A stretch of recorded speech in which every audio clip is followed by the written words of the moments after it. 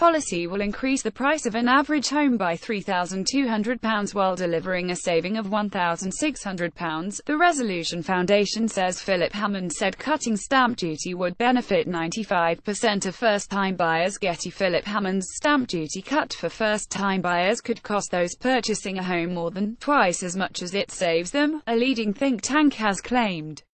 The Resolution Foundation said the policy will inflate house prices by more than the saving it will deliver for many buyers. It added that the change will only marginally reduce the time it takes an average first-time buyer to save up to buy a property, from 19 years to 18.5 years. The abolition of stamp duty for first-time buyers purchasing homes costing up to £300,000 was the centrepiece of the Chancellor's autumn budget. The Resolution Foundation said the rise in house prices that the policy is likely to cause equates to a £3,200 increase in the cost of an average price home, more than double the average £1,600 saving it will deliver. Because this is a permanent reduction in stamp duty for first-time buyers, it will actually increase the price of properties by twice the size of the tax cut, the think tank said.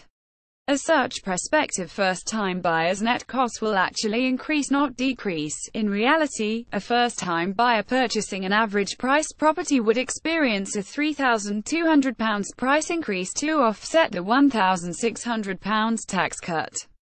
Those buying cheaper properties, however, are likely to save more in stamp duty than the extra they have to pay in inflated house prices, it added. The stamp duty cut also means that more of a buyer's savings can go towards a deposit, enabling more to afford a home.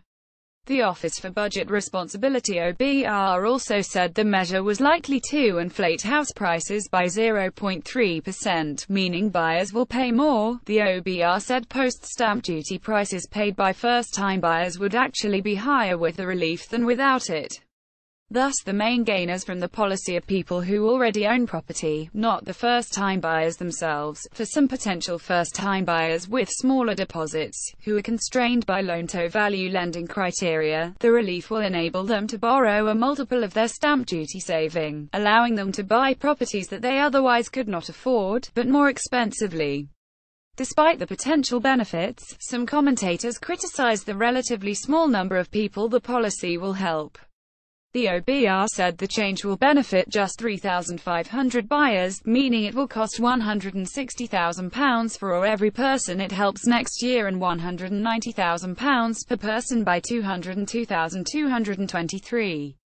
Budget 2017 Chancellor abolishes stamp duty. The Resolution Foundation said that, in more than a quarter of areas across England and Wales, a property could be purchased and given to a first-time buyer at a lower cost to the Treasury than the stamp duty cut. Alternatively, the £2.9 billion the policy will cost could have funded 40,000 new social homes or more than 100,000 homes built through the government's Housing Infrastructure Fund, it said.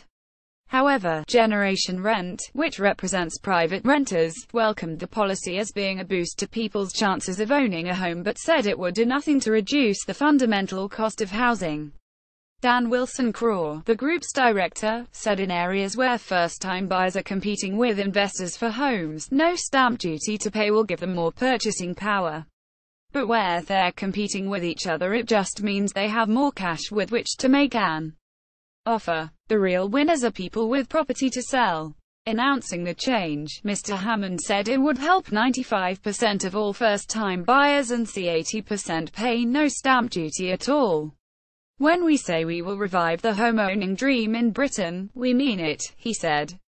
A Treasury spokesperson referred The Independent to the Chancellor's speech when contacted for comment. More about Philip Hammond stamp duty budget. Autumn Budget 2017 Reuse content. We use cookies to enhance your visit to our site and to bring you advertisements that might interest you.